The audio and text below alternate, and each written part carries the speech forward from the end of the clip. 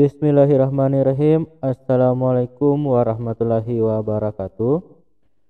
Baik, kembali lagi dengan saya. Oke, pada kali ini kita akan pelajari jenis dan karakteristik kerajinan bahan keras ya.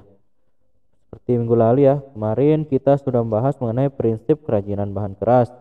Nah, prinsip kerajinan bahan keras itu meliputi keunikan bahan kerajinan, kedua keragaman muatan nilai dan produk kerajinan, ketiga aspek rancangan dalam produk kerajinan ya.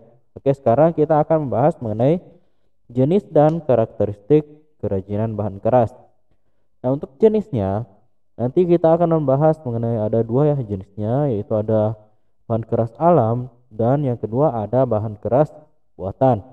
Oke, yang pertama bahan keras alam. Berarti bahan keras yang mana bahan untuk kerajinannya itu diperoleh dari alam sekitar ya, atau diperoleh dari sumber daya alam, baik itu di hutan, di bumi maupun di perairan ya. Maksudnya di bumi itu di tanah ya.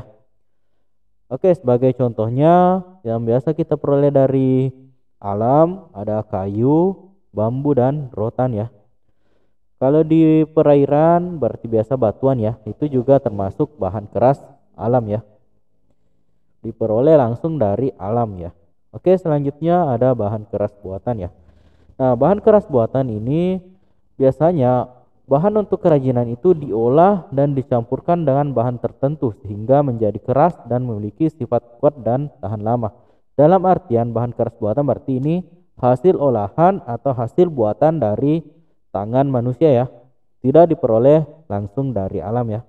Oke, contohnya ada besi dan baja ya, besi, baja dan maupun kaca itu termasuk bahan keras buatan. Oke, kemudian selanjutnya yaitu mengenai karakteristik bahan keras ya. Pertama, bahan keras alam. Ada kayu yang mana karakteristiknya itu kayu itu terdiri dari berbagai macam jenis ya. Nah, diantaranya ada mahoni, pinus, jati hitam, nangka, kelapa, lame, albasia, sungkai, kamper, meranti dan sebagainya. Masih banyak ya kayu-kayu, namun yang biasa dibuat kerajinan ya. Yang ini biasa juga jati ya. Jati itu banyak. Kemudian masing-masing dari kayu itu memiliki ciri yang berbeda. Tetapi selain keras, rata-rata memiliki serat atau urat kayu yang indah ya. Biasanya karakteristiknya itu di tengahnya ya, terkadang ada serat-serat ya atau urat-urat kayu. Nah, yang itu yang akan menambah keindahan ya jika menggunakan bahan keras kayu. Kemudian memiliki lingkaran tahun. Nah, biasanya ya di tahun ya di batang kayu, jika misal kita belah, itu terdapat kayak gambar-gambar lingkaran ya. Nah, itu namanya lingkaran tahun. Kemudian tahan lama dan dapat dibentuk dengan diukir. Kemudian ada yang memiliki beban ringan seperti lame dan abasia. Ada pula yang berat seperti jati. Maksudnya ada yang ringan ya jika diangkat, ada juga yang berat. Kemudian sebagian dapat memuai karena perubahan suhu, tidak demikian untuk kayu jati ya. Biasanya karena ada perubahan suhu biasa dapat mengembang. Namun kalau misal kayu jati itu tidak ya. Biasa juga karena menyerap air jadi lapuk ya, mudah lapuk. Nah, itu namanya dia memuai karena ada perubahan suhu ya. Oke, kemudian selanjutnya ada bambu. Nah, bambu ini juga seringnya dilihat. Yang pertama, batangnya kuat namun akan terjadi pelapukan jika terkena air terus menerus. Nah, ini mudah lapuk kalau terkena air ya. Kemudian selanjutnya memiliki rongga dari ukuran 1 cm hingga 20 cm hingga dapat dibuat sebagai wadah dalam kerajinan. Dia selanjutnya memiliki ruas batang. Ruas ini yang unik. Terkadang dalam pembuatan kerajinan sangat ditonjolkan ya. Ada ruas-ruas ya. Biasa bambu ya. Bambu itu ada pemisah ya antar lubang, itu namanya ruas. Nah, itu yang memiliki keunikan. Dan kadang juga ya dibentuk sedemikian rupa ya. Oke, kemudian tekstur batang halus meskipun tidak diamplas. Nah, bambu itu ya itu halus kan di kulit luarnya. Nah, itu meskipun tidak diamplas. Kemudian dapat dipotong berbentuk sayatan ataupun bentuk utuhan. Oke, itu ya untuk bambu. Kemudian selanjutnya rotan. Nah, rotan ini juga sering ya dilihat. Tadi ya di depan ada gambarnya ya saya tampilkan. Batangnya kuat, lebih kuat dari bambu, terutama serat batangnya sangat kokoh. Kemudian rotan yang dimanfaatkan sebagai kerajinan, ada yang berongga dan ada yang tidak. Yang berongga mempunyai ukuran setengah sentimeter hingga 1, sedangkan yang tidak berongga merupakan bagian dari dalam dari rotan ya.